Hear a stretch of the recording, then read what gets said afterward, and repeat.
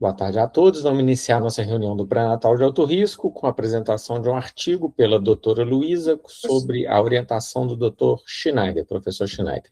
Então, Luísa, pode começar seu artigo.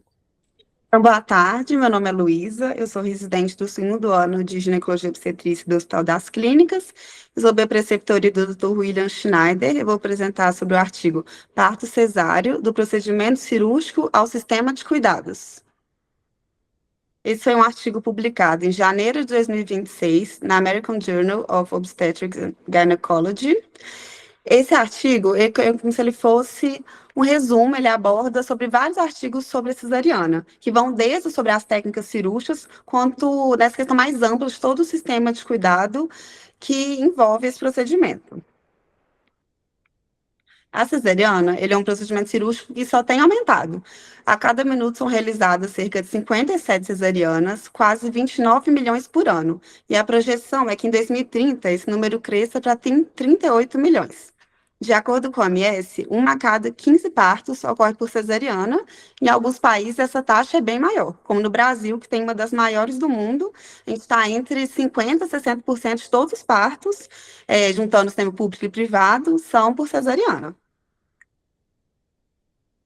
A gente vê muitos serviços colocando a taxa de cesariana como um indicador de qualidade, mas acaba que é um indicador incompleto. Uma taxa baixa, ela pode representar a barreira de acesso, uma taxa alta, um uso excessivo. Isso tem que ser olhado, individualizado e levar em conta o contexto naquele serviço está inserido. A decisão de realizar uma cesariana, ela requer antecipação clínica, execução precisa e alinhamento entre todos os membros da equipe obstétrica. Alguns artigos até já defendem o uso rotineiro de ultrassonografia pré-operatória para melhorar a segurança materno-infantil, que dessa forma poderia ver com mais detalhamento a anatomia uterina, localização placentária e da apresentação fetal. Isso permitiria, às vezes, até fazer modificações sobre o local da incisão e as estratégias para essa extração fetal. As técnicas cirúrgicas e o reparo são muito importantes para ter resultados seguros e duradouros. Isso é uma coisa que tem evoluído muito com o tempo também. As técnicas de Stark e de Pelose, por exemplo, estão aí mostrando essa evolução. Elas prezam por um menor trauma tecidual e entrada abdominal simplificada e mínima manipulação uterina. Os artigos atuais também, eles estudam muito além só de fechamento em uma ou duas camadas. Eles veem como a aproximação de tecidos, tipo de sutura e a exclusão do endométrio influenciam a cicatrização e a função uterina a longo prazo. Eles destacam que a qualidade do procedimento não está só na velocidade, mas realmente da qualidade daquelas técnicas. Apesar de todos esses avanços, a cesariana ainda contribui de forma desproporcional para a morbidade materna. É fato que aumenta a chance de infecção, de hemorragia, de coagulopatias, de trombose. E, além disso, também tem sido analisada uma questão psicológica, assim, no intra e pós-procedimento. Tem sido associados transtornos de estresse pós-traumático e depressão pós-parto, com mais frequência depois de cesarianas. Uma frase que foi frequente entre algumas pacientes nos artigos analisados sobre isso foi: eu sinto dor, não pressão, que mostra às vezes, uma anestesia inadequada e um desconforto intraoperatório que pode causar realmente um trauma a longo tempo, dificulta a recuperação materna, o vínculo mãe-bebê e a saúde mental ao longo tempo. Então, são necessárias estratégias junto ali com a equipe de anestesia para que essas situações nunca ocorram.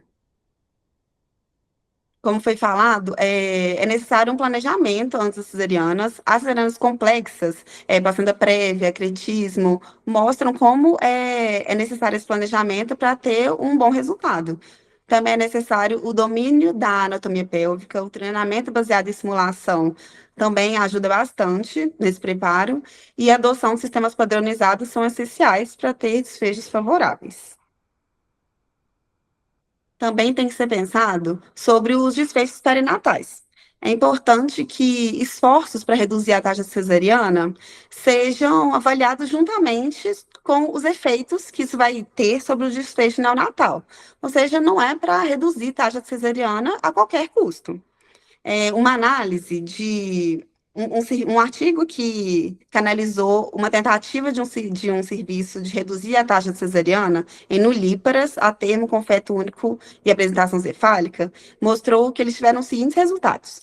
A taxa de cesariana realmente caiu muito, foi de 44% para 28%, não teve aumento de complicações maternas, no entanto, teve um aumento de morbidades neonatais, incluindo maiores taxas de admissão em UTI neonatal, maior trauma no nascimento e necessidade de reanimação. Então é isso. Saber se realmente se às vezes cesarianas que deveriam ter sido indicadas, talvez não foram. Continuando assim sobre os desfechos perinatais, a cesariana pré-termo, ela tem mais complexidade ainda. Em fetos com apresentação cefálica, está associada a maior morbidade respiratória em comparação ao parto vaginal. Mas, por outro lado, em caso de prematuridade extrema, com apresentação pélvica ou gestações múltiplas, a cesariana pode melhorar a sobrevida. Tem evidência que a cesariana, principalmente antes do trabalho de parto, pode interferir na adaptação imunológica neonatal e com aumento de condições imunomediadas no futuro, como asma e DM1. Isso mostra, né, isso ressalta a importância do trabalho de parto na colonização lábico-microbiana inicial daquele neonato. Isso pode ser determinante para a saúde dele no futuro. Esses dados, eles reforçam, então, que o momento da indicação da cesariana, eles têm que ser individualizados, que cada caso é um caso, e isso tem que ser feito para otimizar o desfecho tanto maternos quanto neonatais. A cesariana, então, ela reflete considerações sociais, éticas e econômicas amplas. A cesariana a pedido, ela mostra bem essa tensão entre a autonomia da paciente e às vezes a indicação obstétrica, pensando que seria melhor para a saúde dela. Então, tem que ser feito sempre um acompanhamento e um aconselhamento com informações que permita que ela tome a decisão com realmente as informações necessárias para ela naquele momento. A cesariana ela evoluiu de um procedimento cirúrgico para um sistema abrangente de cuidado. O sucesso, então, não tem que ser avaliado apenas pela frequência, mas pela qualidade, segurança e planejamento com que o procedimento é realizado. Muito obrigada. E antes de terminar, eu vou passar a palavra para o professor Schneider, que ele gostaria de falar um pouco sobre essas imagens que a gente colocou aqui no final. Eu queria acrescentar, né, esse artigo é um artigo que eu achei muito interessante, porque nós vivemos em um país em que ainda, que nós temos taxa cesariana ainda consideradas robustas, mas é claro que a gente precisa de diminuir as cesarianas desnecessárias, mas a gente precisa de ter consciência de que quando a gente faz uma cesariana com uma indicação adequada, e claro que a cesariana a pedido também é uma indicação, a gente precisa de ter cuidado com relação ao futuro reprodutivo dessa mulher. Ou seja, uma vez que eu vou fazer uma cesariana, será que existe alguma coisa que eu posso mudar para que a gente diminua, por exemplo, a taxa de acretismo placentário em gestações futuras? Então, a ideia que eu tive de apresentar esse artigo, de a gente apresentar esse artigo, tá muito ruim, né? É porque eu estou no ambulatório aqui, aqui é ruim o sinal. Vocês estão conseguindo ouvir?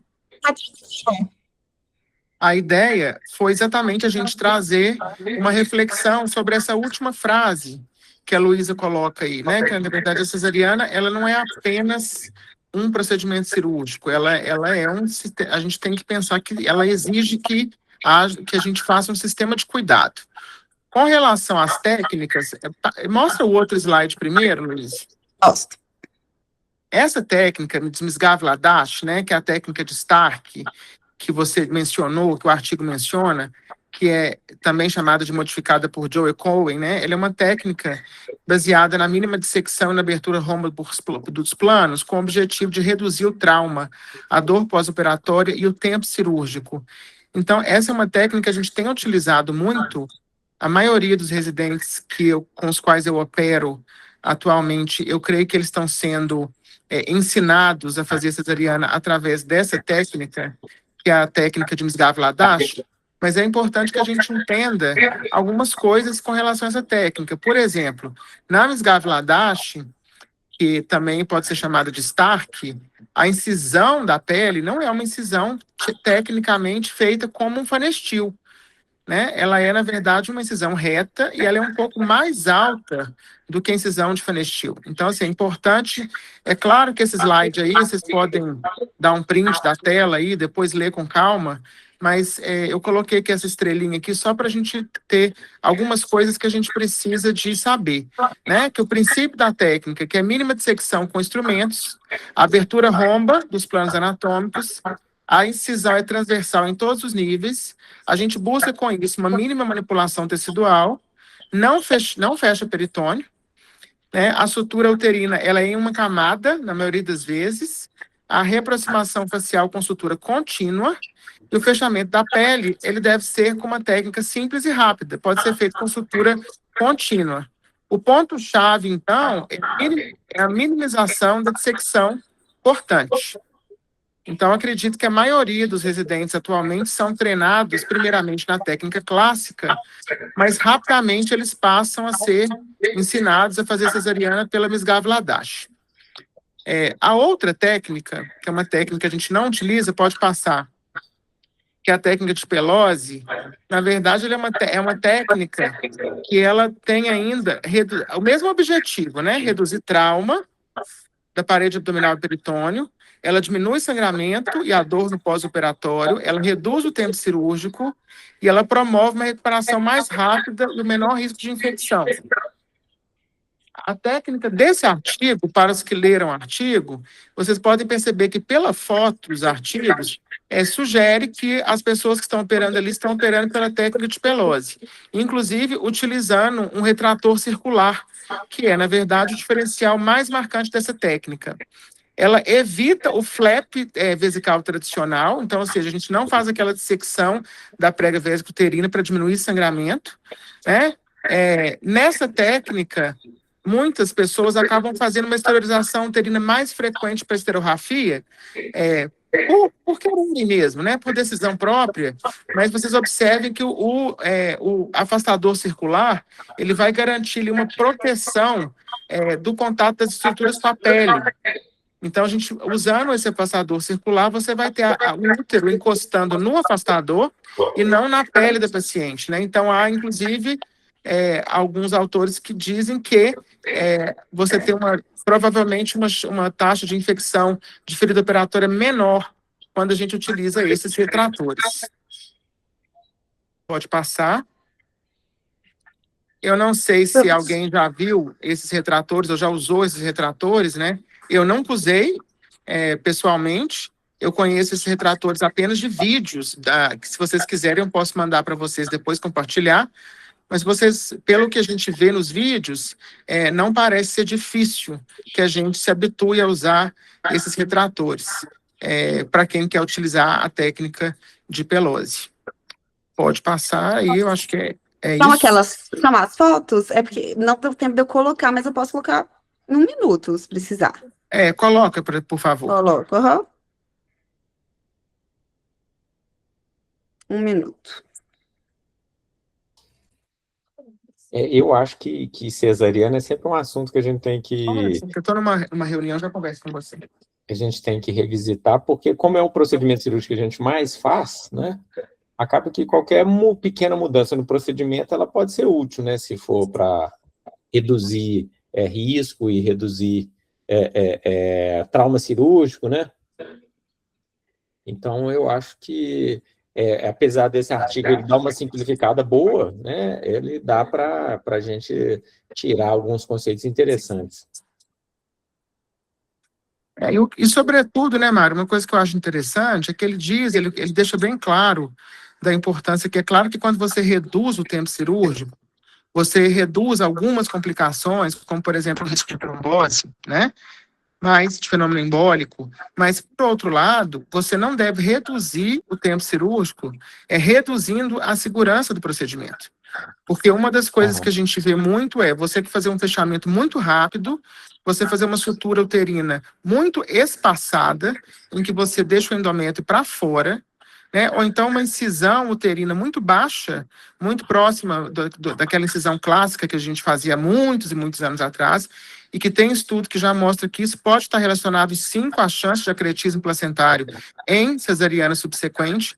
Então, eu acho que é uma oportunidade para a gente revisitar a nossa técnica, né? Assim, é o que você disse. É claro que a gente pode utilizar as técnicas mais modernas, que vão diminuir o tempo cirúrgico, mas a gente tem que fazer da forma adequada para a gente não criar outros problemas, como, por exemplo, formação me fugiu aqui a palavra, é, Queloide? de flap hematoma, né? Ah, sim. Ou, por exemplo, você ter uma istimocele, né? Posteriormente, que isso pode estar, sim, relacionado com a técnica, né? Uma técnica não tão adequada no fechamento do útero, né?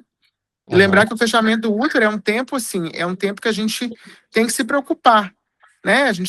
Ele tem que ser rápido, porque o útero, a contração uterina vai depender também do fechamento, mas tem que ser adequado. Sim, sem dúvida. É aquele negócio de não misturar, não confundir é, rapidez com correria, né? Uma Sim. coisa é você fazer a coisa de forma rápida, outra vez é você fazer corrido que você não consegue fazer tudo que você deveria. Então, olha aí, ó, essas imagens são interessantes, porque elas mostram aí, ó, uma incisão da pele pela técnica de Pelosi. Vocês vejam que é muito parecido, né? Muito parecido com a incisão, até a Fenestil mesmo, né? Assim, ela não é necessariamente tão reta quanto a Misgav Ladash, né? Aí vocês vejam aí que existe uma liberdade, assim, do uso de bisturi elétrico, de cautério, ou de utilizar essa primeira parte aí através de um bisturi a frio mesmo. E aí, na segunda imagem, vocês começam a ver a introdução do retrator, né? Que vai fazer essa proteção das alças, né? Vai proteger o campo e vai facilitar a exposição, né? Então, é através aí de um sistema de introdução desse retrator circular. Aí não dá para ver exatamente como que funciona, mas tem alguns vídeos na internet que vocês conseguem ver se vocês tiverem curiosidade. É só digitar isso aí, ó, técnica de Pelosi na internet, que vocês vão achar alguns vídeos no YouTube que falam sobre isso. E aí depois vocês vão ver ali, ó, a incisão uterina, muito parecida, né, com a técnica tradicional.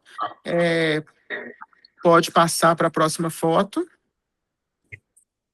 Ali, ó, a próxima foto, primeiro à direita, na verdade, ficou ao contrário aí, né? Vocês vejam a extração fetal, e aqui eles estão até utilizando até um extrator ali, né, para ajudar ó, a extração fetal, o que não é necessário que seja realizado, né, necessariamente, né?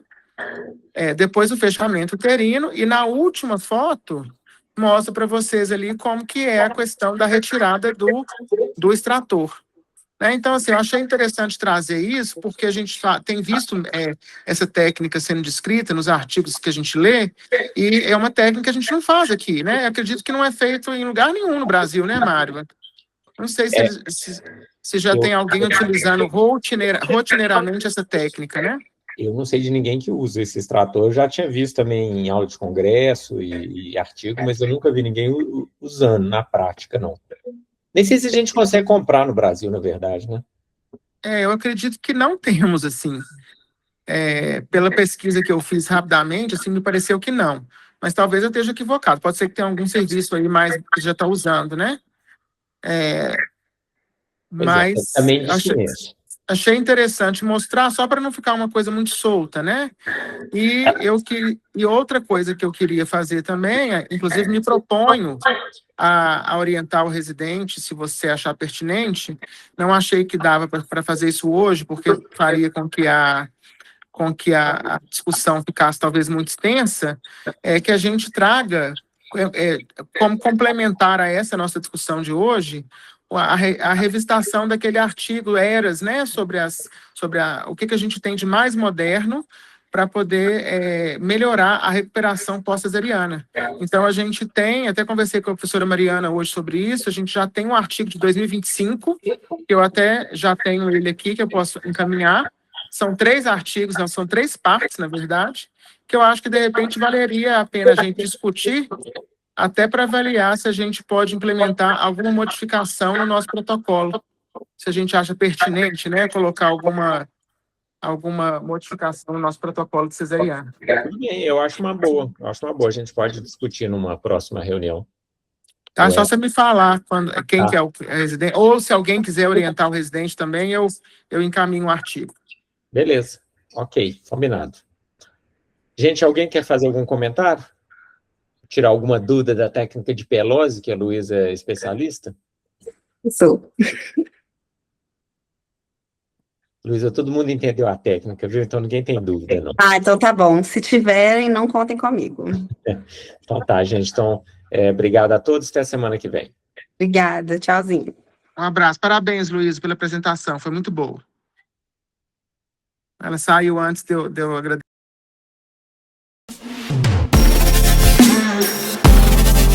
Yeah.